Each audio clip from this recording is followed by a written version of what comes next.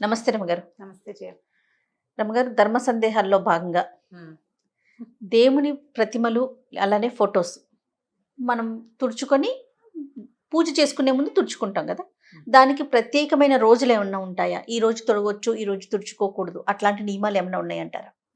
మీ విధానం. అంటే మామూలుగా మంగళవారం, శుక్రవారం కాకుండా దేవతా ప్రతిమలు తుడుచుకోవటం కానీ, పులికాపు పెట్టడం, వాటిని తోమి పెట్టుకుంటాం, శుభ్రంగా పెట్టుకుంటాం కదా. నెలకు ఒక్కసారి చేసుకుంటే బాగుంటుంది ఎప్పుడైనా. కానీ మంగళ శుక్రవారాలు కాకుండా, అమావాస్య కాకుండా చేసుకుంటే బాగుంటుంది. మామూలుగా మనం చేసుకునేది మామూలుగా ఫోటోలు అవి తుడటం అంటే ఏం చేస్తాము, మొత్తం మందిరంలో ఉన్నవన్నీ తీసి బయట పెట్టి తుడిచి మందిరం ఒకసారి శుభ్రంగా తుడిచేసుకుని వీటిని కూడా తడిబట్టి పెట్టి తుడిచి మళ్ళీ బొట్టుగా పసుపు పెట్టి గంధం పసుపు బొట్టు పెడతాం. బొట్టు పెట్టి మళ్ళీ స్థాపిస్తాం, మళ్ళీ వెనక్కి పెట్టుకుంటాం. అవును కదా, ఒక గంటన్నర పడుతుంది కదా ఈ పని అంతా. బూజులు దులుపుకోవటాలు ఇవన్నీ పడతాయి ఆ పనులు. నెలలో ఒక రోజు, నెలకు ఒక్కనాడు చేస్తే కొంచెం శుభ్రంగా కళకళలాడుతుంటే దుమ్ము పట్టిపోకుండా హారతి పొగలు, తర్వాత ఏమో ఈ అగరబత్తుల పొగలు అవి పట్టేసి బంకగా జిగురుగా అవుతుంది. నూనె కూడా అంత సరైన నూనె కాదనుకో, దీపారాధన పెడితే నూనె చూరిపోతుంటాయి, పొగ చూరిపోతుంటాయి. ప్రతి నెల వంటిల్లు బాగు చేసుకున్నట్టు, హాల్ బాగు చేసుకున్నట్టు అట్లా ప్లాన్డ్గా చేస్తాను చూడు, అట్లా దేవతార్చనని కూడా బాగు చేసుకుంటే బాగుంటుంది. మామూలుగా ప్రతిమలు అవి ఉన్నాయనుకో, కొంతమంది దగ్గర ప్రతిమలు వాళ్ళకి మనం చెప్పక్కర్లేదు. ప్రతిమలు ఉన్న ఇంట్లో ప్రతిమలు పెట్టుకునే అలవాటు ఉన్న వాళ్ళకి చక్కగా పులికాపు పెట్టడం, దాన్ని తిరుమంజనం అంటారు. తిరువంజన సేవ, తిరువంజనం చేయటం అంటే నేను తిరుమంజనం శుభ్రంగా తోమటం అనమాట. చింతపండు, కాస్త ఉప్పు లేదా పాత చింతకాయ పచ్చడి అవి వేసి, మా ఇంట్లో మా వాళ్ళైతే గడ్డి కాల్చి ఆ బూడిదవుతుంది కదా, దాంతో చింతపండు నీళ్లు అది కలిపి పులికాపు పెట్టేవాళ్ళు. పులికాపు పెట్టడం ఒక పద్ధతి. ఈ పులి కాపు అంటే పులుపు ప్లస్ ఈ కాల్చిన బూడిద, దాంతో పాటే చేసేవాళ్ళు అనమాట. చేసి దేవతా ప్రతిమలు శుభ్రంగా తోమేసేసుకోవటం, చక్కగా మంచినీళ్ళతో తలతల్లాడిచ్చి పెట్టుకోవటం. ఎప్పుడైనా శుక్రవారం మంగళవారం పనికిరాదు, ఇది సాధారణ నియమం. అమావాస్య నాడు చెయ్యరు. మళ్ళీ ఏకాదశి ద్వాదశిలో అస్సలు చేయకూడదు. మంగళవారం శుక్రవారం కాలేదండి అంచేత ఏకాదశి అయినా చేయకూడదు. ఈ తిథి చూసి పెట్టుకోండి. ఈ పని చేయడానికి క్యాలెండరు ఏకాదశి ద్వాదశి కాకూడదు, మంగళవారం శుక్రవారం అమావాస్య ఈ 5 కాకుండా. ఈ 5 అంటే మంగళవారం శుక్రవారాలు వారంలో నెలలో 4 సార్లు వస్తాయి కదా, 4 రోజులు 8 రోజులు అవి పోతాయి. 2 ఏకాదశులు 2 ద్వాదశులు 12 రోజులు పోతాయి. 13వది అమావాస్య. ఇవి కాకుండా, ఇదే కాకుండా మీ ఇంట్లో పెద్దవాళ్ళకి ఏదైనా ప్రత్యేకమైన పద్ధతి ఉంటే ఫలానా తిథిలో చేయాలన్న నియమం ఇంట్లో అమ్మమ్మలతో నాయనమ్మల దగ్గర ఉంటుంది, కనుక్కొని చేసుకోవచ్చు. ఓకే, అడిగి చేసుకోవటమే.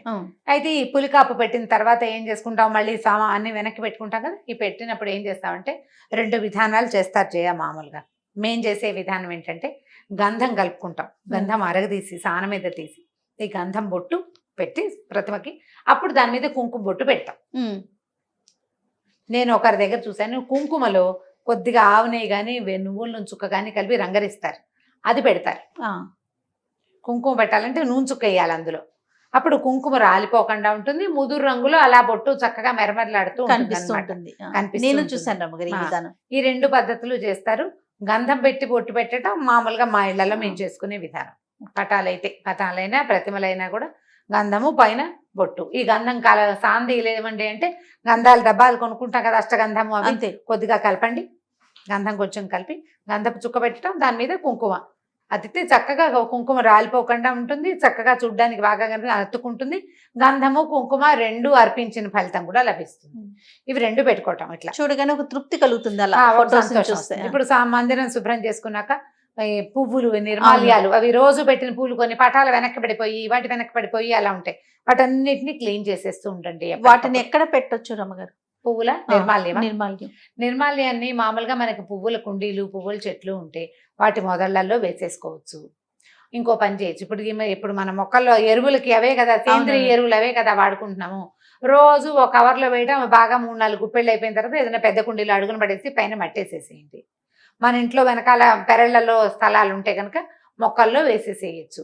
నిర్మాల్యం ఇన్ని పువ్వులతో పూజ చేసామనుకో, నిర్మాల్యం డిస్పోజ్ చేయలేకపోతాం. అవును, ఈ పువ్వు నిర్మాల్యం అంటే పూజా నిర్మాల్యం ఎలా ఉంటుందంటే, ఇవాళ పూజ చేస్తే రేపొద్దున తప్పకుండా నిర్మాల్యాన్ని తొలగించాలి. అలా ఉంచకూడదు. నిన్నటి పువ్వులు ఇవాళ ఉంచకూడదు. అది నియమం. ఆ పువ్వు తీసేసి ఫ్రెష్ పువ్వులు పెట్టా. మన దగ్గర ఎక్కువ పూలు రెండే పెట్టుకో.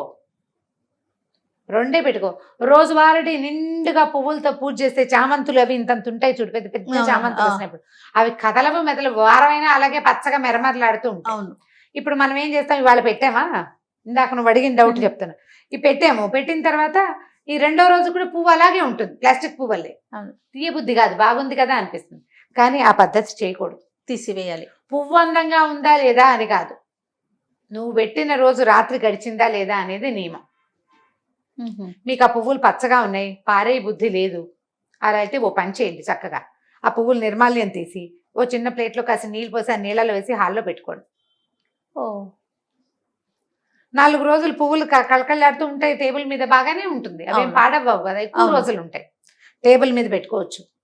నేను కింద పెడితే తొక్కుతాం, టేబుల్ మీద పెట్టుకోవడానికి దేవుడి నిర్మాల్యాన్ని అలా పెట్టచ్చు, ఏం తప్పలేదు, ఏమీ తప్పలేదు. కానీ పువ్వు బాగుందని ఉంచకూడదు. మందారాలు, గులాబీలు, చామంతులు ఇప్పుడు వచ్చేవన్నీ కూడా ప్లాస్టిక్ లాగానే ఉంటుంది, చక్కగా అలా ఉండిపోతుంది. వారం రోజులైనా ఆ పువ్వు అలాగే ఉంటుంది, చెక్కు. నేనైతే అవి ఎక్కువ కొన్న చేయ, ఆ పువ్వులే ఎక్కువ ఉన్నాయనుకో అవి 2 పువ్వులే పెడతాను.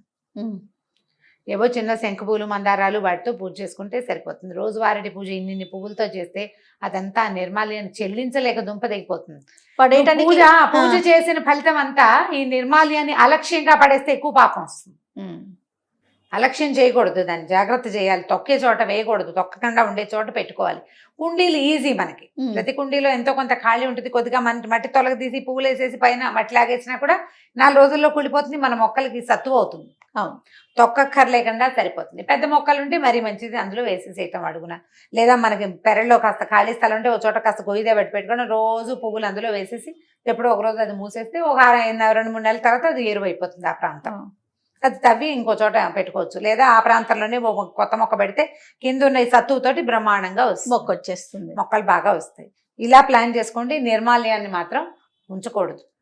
దేవతా ప్రతిమలు క్లీన్ చేసుకునే విధానం కూడా ఇదే పంధ. దాంట్లో ఇంకా వేరే అమెండ్మెంట్ సాధారణంగా అయితే ఏమీ ఉండవు.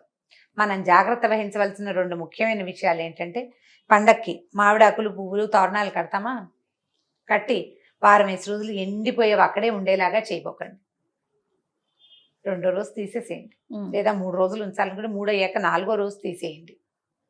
శుక్రవారం, మంగళవారం తీయకూడదు, మనకు సాధారణ నియమాలు ఉంటాయి, అందరి ఇళ్లలోనూ ఉంటుంది.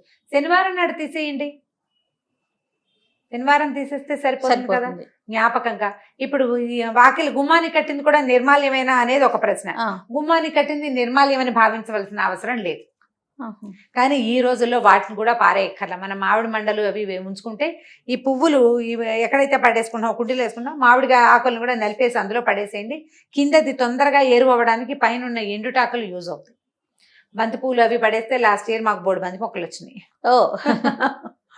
వాటంతా అవే మొలుచుకొచ్చేసినాయి అనమాట. మెట్ల నుంచి వానలు బాగా పడ్డాక వస్తుంది. పువ్వులు పారేయక్కర్లా, వాటిని వాడేసుకోవచ్చు. మనం ఎలాగ కూర చెక్కులతోటి మనం ఎరువు చేసుకుంటున్నాం కదా, వీటితోటి కూడా చేసుకోవచ్చు. ఒకే ప్రాంతాల్లో ఉండవు, ఇవన్నీ కుండీల్లోనే ఉంటున్నాయి కాబట్టి ఈ పని చేయొచ్చు. ఇది చేయటం, ఈ దేవతార్చనతో పాటు గుమ్మానికి పసుపు రాయటం, బొట్టు పెట్టడం, అలాంటివి అలవాట్లు ఉంటాయి. వాకిట్లో ముగ్గేసుకోవటము, ఇవన్నీ కూడా ఏంటంటే మనకి మన ఇంటిని శుభ్రంగా ఉంచుకోవటం, మనకి వాతావరణంలో ఒక పవిత్రత కల్పించటం, మన బుద్ధికి సత్ప్రవర్తన నేర్పించటం, ఇది ప్రధానం. నియమం ఉండటం, నియమాలు తప్పకుండా తెల్లారులేవగానే వాకిలు తుడిచేయాలి, తడిపెట్టేసేయాలి, లేకపోతే నీళ్ళు కడిగేసేయాలి, ముగ్గు పెట్టాలి. టైం ప్రకారం చేస్తాం కదా, దానికోసం తప్పకుండా మెలకు వచ్చేస్తుంది. అలవాటు చేసుకుంటే మంచిది. గుమ్మానికి పసుపు రాయటము, మామిడి మండలు పెట్టడం, ఇవన్నీ కూడా ఈ కరోనా రోజులు ఇప్పుడున్న నేపథ్యంలో కూడా మనకి లోపలికి జర్మ్స్ రాకుండా కుదురుతాయి. ఇప్పుడు గుమ్మానికి బొమ్మలే మనం పువ్వులు ఏం చేసామనుకో డిజైన్, అప్పుడు ఎక్కడ రాస్తాం పసుపు? అప్పుడు పసుపు రాయలేకపోతాం. అవకాశం ఉన్న వాళ్ళు రాసుకోండి, కాస్త పసుపు రాయటము అలా చేయొచ్చు. మాకు కొంతమంది ఇదివరకు ఇప్పుడు మా ఇంటి ఎదురుకుండా ఒక రాజస్థాన్ గాదని ఉంటారు, అనంతపురం వాళ్ళు ఉండేవాళ్ళు. ఆవిడ ప్రతిరోజు గుమ్మానికి పసుపు రాసి పెట్టి గుమ్మం వాకిట్లో పెద్ద ముగ్గేది, ఇంత ముగ్గు చిన్నది, పసుపు కుంకాలతో వేసి గుమ్మానికే పూజ చేసుకునేది ఆవిడ. గడప గౌరి రోజు పూజ చేసేది ఆవిడ గుమ్మానికి, వాకిలి గుమ్మానికి. ఎంత శ్రద్ధగా వేసేవారు, గడప మీద కాలేయకుండా పసుపు కుంకుమ వేసి. మనం ఊళ్ళల్లో అలవాట్లు మనకు అలవాటు ఉంటే చేసుకోవడం, ఎలాంటి అలవాటు ఉంటే అట్లా. ప్రధానంగా దీనికి ఏం చేయాలి, మనం పెద్దవాళ్ళని ఫాలో అవ్వాలి. వాళ్ళని ఫాలో అయ్యి ఇవన్నీ కూడా మనకి ఆరోగ్యానికి, మన అలవాట్లకి, మన పద్ధతులకి కొంత మంచిని చేకూర్చేవి. అయితే వీళ్ళని చూసి వాళ్ళని చూసి కాకుండా మనం కంటిన్యూ చేయగలుగుతాము. మీరు అన్నట్లుగా భక్తి, శ్రద్ధ, ప్రధానంగా శ్రద్ధ మనం చేయగలుగుతాము అనుకున్నప్పుడు చేసేయడం మంచిది. వాళ్ళు ఎవరో చేశారని చేసుకోవద్దు. మన ఇంట్లో ఏముందో అది చేయండి. పోనీ వాళ్ళు చేశారని మీకు నచ్చింది అనుకోండి, రోజు చేసేందుకు నేర్చుకోండి. అది చేయొచ్చు, అలవాటు చేసేసుకుంటే బాగుంటుంది. కంటిన్యూ చేయాలి. రైట్ రామగారు, థ్యాంక్ యూ అండి. నమస్తే. నమస్తే జయ. ఈ వీడియో కనుక మీకు నచ్చినట్లయితే లైక్ చేయండి, షేర్ చేయండి. మరిన్ని ఇంట్రెస్టింగ్ వీడియోస్ కోసం మా ఛానల్ని సబ్స్క్రైబ్ చేసుకోండి.